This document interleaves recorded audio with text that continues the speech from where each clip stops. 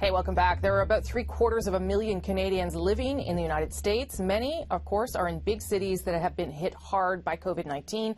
Right now, New York has almost as many cases today as they did during the peak of the first wave.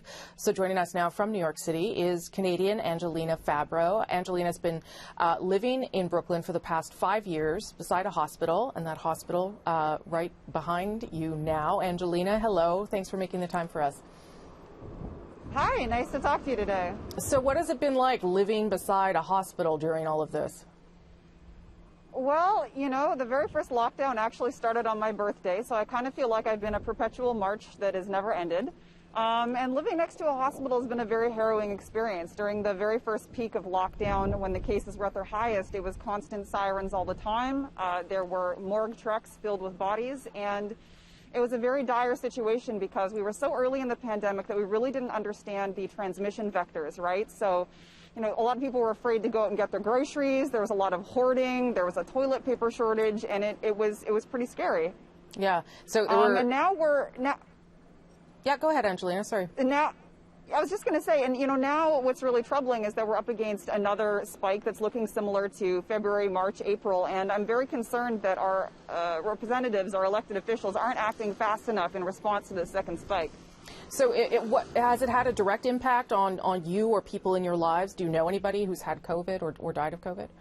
Oh, absolutely. Everybody knows somebody who has had COVID. And I hate to say this, but also everybody knows somebody, whether in their immediate family or 1 degree away, that has died from COVID.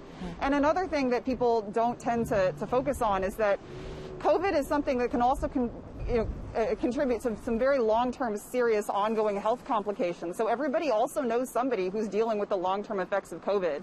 There is nobody in America or Canada who is going to be untouched by this pandemic, whether or not they catch COVID.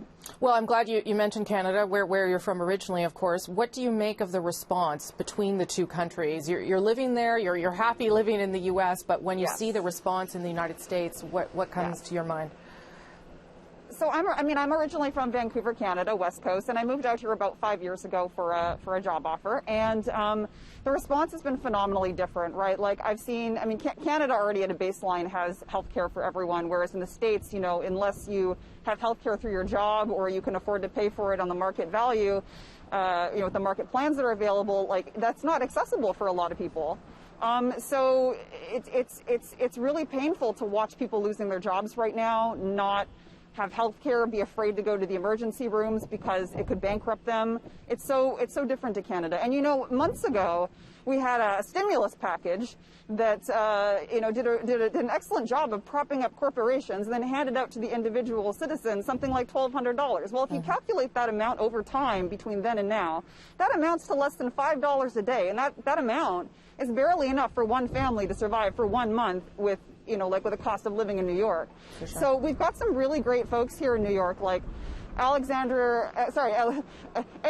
Ocasio-Cortez, and Ilhan Omar, and Bernie Sanders, who have advocated for, you know, better stimulus packages that could actually be helping people. But I just don't see the government responding in a way at the federal level that really facilitates that. And then at the state level.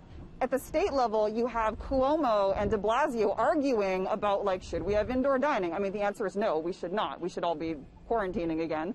And they did, you know, I think that because of a lack of federal organization and focus around this, that left things to be handled at the state level. And states probably would have acted a lot faster and sooner had they, you know, had the support at a federal level. So yeah, well, you might get that support with a new administration in January. We'll see. But last question to you, Angelina: how bad would it have to get for you to consider moving back to Canada? That's a very good question. I would be lying if I said that I hadn't thought about, gosh, I miss Canada. But, you know, I have a job here. I have a community here that has opened me or welcomed me with open arms, rather, for the past 5 years that I've been living in New York. And I actually can't imagine moving back right now because I can't imagine leaving behind this community that we all need to be a part of. Like, the only way we get through this is together.